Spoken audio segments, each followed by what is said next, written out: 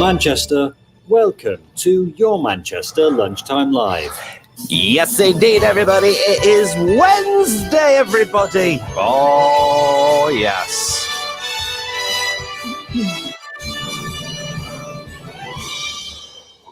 Well, we have got an absolute legend joining us this lunchtime. While you all took into your cup of soup, your sandwiches, and your cup of cha, everybody. Joining us today, everybody, a legend that's been succeeding in this world we call show for many a year, and you might know her. She's simply known as Miss Kelly Wilde, everybody. Joining us here this Wednesday, Lunchtime Live. G'day, everybody. Hello, sweetheart. How are you? How are you, my love? I'm surviving lockdown again. You're surviving it, are you? I'm surviving. Yes, I've got my makeup. I get up and I start the day with my own makeup, and then I think, oh, that's good. I've started with something, and then I just get on with the day, and it's just nice. I mean, lockdown's fairly quiet down here in London. It's dead actually, but never mind. How's it your way, sweetheart? It's very quiet. It's very strange to walk past Canal Street and see nobody out, other than, I don't know why, but they've still got cleaners obviously going into the bars and the clubs and everything. But there isn't actually anybody out at all. It's very, very, very bizarre. Oh my God, that's just so unlike our favorite place, Manchester. I just love Manchester. I always have. What a wild city it will be again. It will be. The weirdest part is walking past Sackville Park and knowing that there's meant to be so many things going on this year, and yet nothing's gone on. All these events, Pride, Sparkle, Village People Weekend, all these events that you attend and you come and rock it up for us, don't you? I do. I just love it. I think Sackville Street was the first ever Pride back in the day. And I started in Sackville Street, and I just still love the vibe that the village gives. I never changed and thought, oh, I'll go to that main stage area or anything like that they've moved it to, because Sackville Street is in my heart. It's great fun, and there's hundreds of people wandering around and enjoying the vibe of the city, and in and out of the bars. Well, they were. Hopefully they will be again this year. But it was just a great city for the Sackville Street and the parties, and you'd hear me bellowing out. In fact, you think you'd hear me down to Birmingham when I started singing. So where did it all begin for you then, Kelly? How did you get into show business? My mother. Yes, at the age of 2, at the tender little age of 2, she said, what are you sitting down there for? Go out and earn your own living. Was it always singing for you that was your passion? Yes, it was. I think it was like I was pushed out the door. I wasn't really allowed to play with the other kids. I'd be singing in the bush, or I'd be singing in the bathroom, or the dunny, as we used to call it. I just to sit on the swings and sing. And Mum said, oh, she's got a voice. So they found me in the church choir. I bellowed over the church choir, and they said, who's that? They said, that's your daughter. And that's when they discovered, I think I was about 6 or 7. And from then I did children's TV in Australia and just moved on from there. It was I didn't even know I could sing. I was very shy. I was really shy. Yeah, I was shy. I didn't like to open my mouth in case people made fun of me. So I was very shy. Because I think a lot of people forget that because we took you into our own heart many years ago, but you are actually Australian, aren't you? Whereabouts in Australia do you herald from? I herald from Sydney. Sydney, Australia, the hip town, what they like to think they are. But Sydney's a great place. It's got a good vibe to the city nowadays, and you can go anywhere from Sydney out to the bush, to the west. You can go to the beach to the east, down the south coast, up the north towards these forests and things. It's a beautiful part of the world. It's New South Wales, Australia. It's just beautiful. Oh, wonderful. And the singing career then, it took off majorly because of some certain songs. Perhaps tell us some of the most famous hits that you've had. Oh, well, I can't remember really. There's been so many, just kidding. No. I think the first, actually, one of the first ones I did was back in the Far East with an Asian record label, which nobody really knows about this. It was called Body Language, and I sang it with one of my best friends at the time. And when we came to England, we brought that out, and it was a body language. And the way she moves, he wants you. And that was to do with the burly bra. Wow. Yeah, and no one really I never talked about it, but I was just talking to my best friend yesterday, actually. She's in the Far East still. And we did that song together. And then from there, we did When Will I See You Again, which we sang in Japanese. Really? Can you remember any of that? Yes, absolutely. Mizuero no asa, anata ni takarete, medameta watashi, tsumete wa ima, utsukuchiki. Crikey, Oh, yeah, I remember. Yeah, I was going to put some nice reverb on you and everything there to make it sound nice, but we'll save that for when we get to the synonymous. Oh, sorry. I got all excited and carried away with talking to you. And what language was that? That was Japanese. Wow. I sing in virtually, well, if I can remember them all, 16. It was 16 languages. It's probably slightly less now because I can't remember all of them.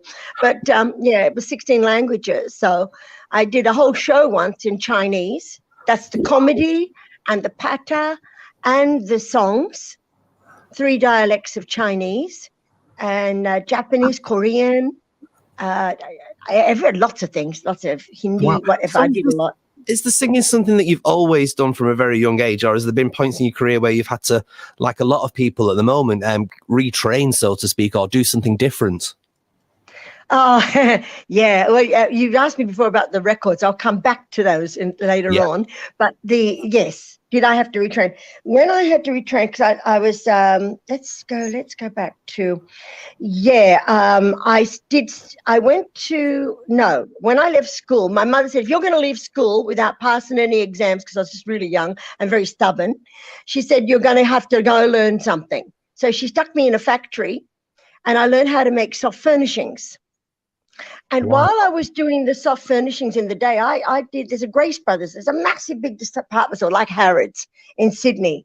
And I made all the curtains for those, the 18 to 25 feet drops and things. I did all of those, the pinch pleats and everything. I learned all of that. And that was really, really, really, really very young.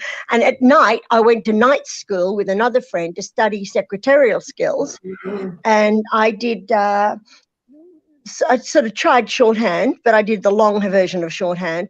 And I got up to like 65 words a minute on those old-fashioned typewriters. They didn't have electric in my day.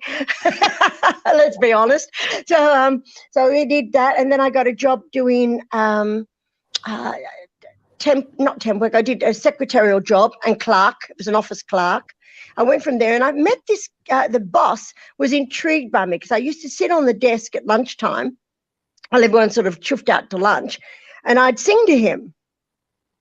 And he said to me, what you'd really love, he says, if you traveled abroad. And I'd been going to night school to the Eisteddfod to do opera.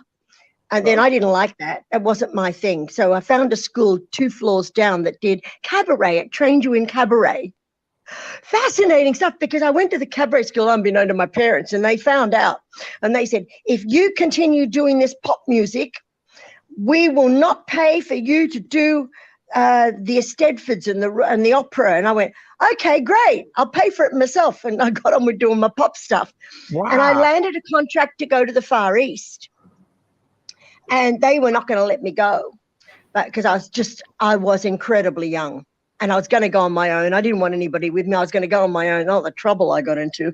Because, when you're young and you're friendly and you just don't have any idea what life holds for you. Oh, my God, I didn't want to go there. The trouble I got into. But I got to the Far East. I said, I'm going, and you can't stop me. I was very stubborn because I knew that there was a world out there. I just had to find it. Yeah. And fortunately, my parents spoke to a friend of theirs who said, let it go. It's only 3 months. It's only 3 months, the contract. She'll come back. She's got the protection of the company that she's going with. Let her go or you'll lose her. So they're smart. They were very smart. They let me go. And I came back 5 years later. Wow. I traveled around the world. I had the best time and the hardest times. They weren't easy, but there you go. And pop music, of course, it simply means popular music, and you've had some corkers of the hits. Let's talk about them hits again then.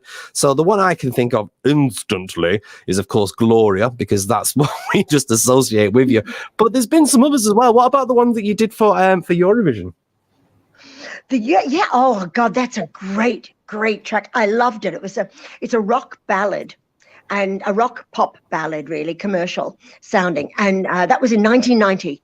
That was so exciting. I think if there's a moment in my life that I will always want to remember, it was being chosen as one of the singers for the Song for Europe, the Eurovision, leading up to the Eurovision. I think that was possibly one of the best moments in my life. I had a completely gay team.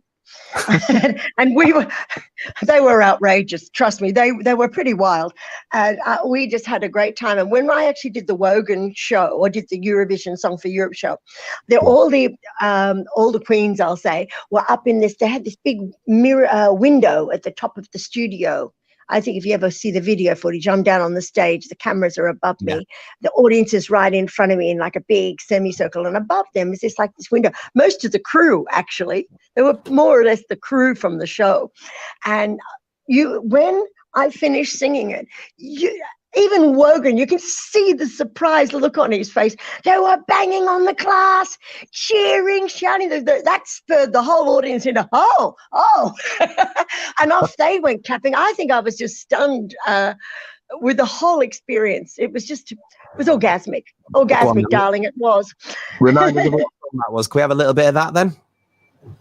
You Better Be Good to Me. Yes. You want a bit of that now?